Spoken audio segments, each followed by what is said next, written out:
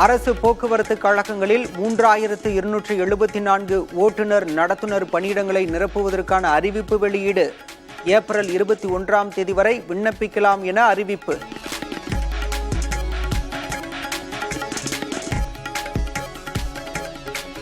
டாஸ்மாக் விவகாரத்தில் அமலாக்கத்துறை விசாரணை நடத்த தடை விதிக்க வேண்டும்.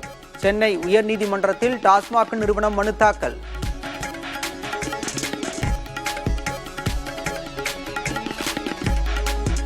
கடலூர் மாவட்டம் சிதம்பரத்தில் கொள்ளை சம்பவத்தில் தொடர்புடையவரை துப்பாக்கியால் சுட்டுப்பிடித்த போலீஸ்.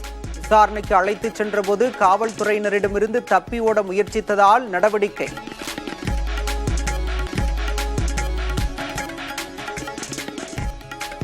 நெல்லையில் ஓய்வு பெற்ற எஸ்ஐ ஜாகிர் ஹுசேன் கொலை வழக்கில் தேடப்பட்டு வந்தவரை சுட்டுப்பிடித்த காவல்துறை. காவல்துறையினரை தாக்கிவிட்டு தப்ப முயன்றதால் நடவடிக்கை.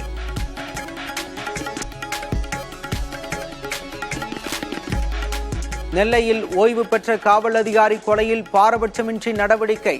சட்டத்தை யாரும் கையில் எடுக்க அரசு அனுமதிக்காது எனவும் சட்டப்பேரவையில் முதல்வர் ஸ்டாலின் உறுதி.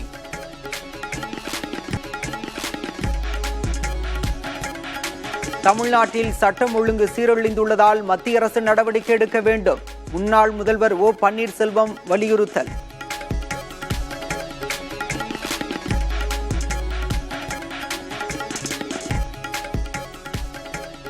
கடைசி நேரத்தில் ரத்தான ரயில்வே தேர்வால் தெலுங்கானா சென்ற தமிழக இளைஞர்கள் அதிர்ச்சி. நிதி சுமைக்கும் கடுமையான அலைச்சலுக்கும் ஆளாகியுள்ளதாக குற்றச்சாட்டு.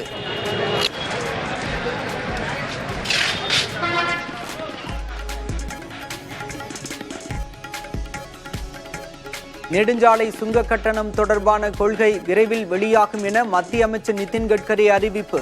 சுங்க கட்டணத்தில் சலுகை வழங்கும் வகையில் இருக்கும் என உறுதி.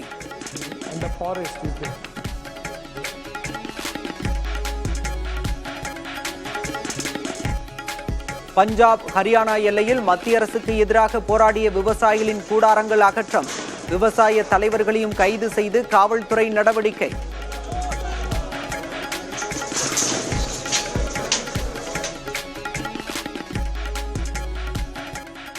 பாபர் மசூதி இடிக்கப்பட்டதை போன்று மதுரா மற்றும் காசியில் உள்ள மசூதிகளையும் இடிப்போம். உத்தரப்பிரதேச மாநில பாஜக முன்னாள் எம்எல்ஏவின் பேச்சால் சர்ச்சை.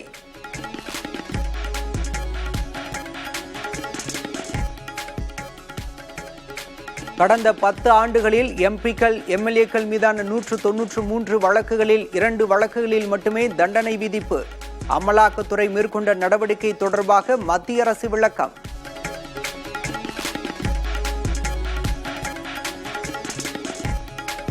யுக்ரைன் அதிபர் ஜெலன்ஸ்கியுடன் தொலைபேசியில் உரையாடிய அமெரிக்க அதிபர். ரஷ்யா யுக்ரைன் இடையான போர் நிறுத்த முயற்சி சரியான பாதையில் செல்வதாக ட்ரம்ப் கருத்து.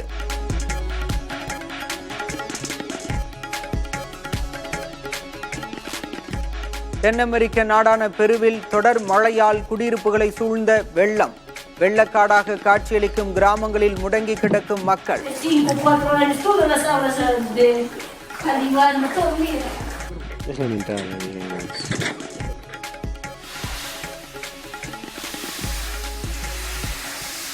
இரண்டாம் உலகப் போரின் போது பயன்படுத்தப்பட்ட நீராவி எஞ்சி ரயிலின் சேவை இங்கிலாந்தில் மீண்டும் தொடக்கம். பராமரிப்பு மற்றும் கட்டமைப்பு பணிகளில் ஈடுபட்டவர்கள் ரயிலில் பயணித்து நெகிழ்ச்சி.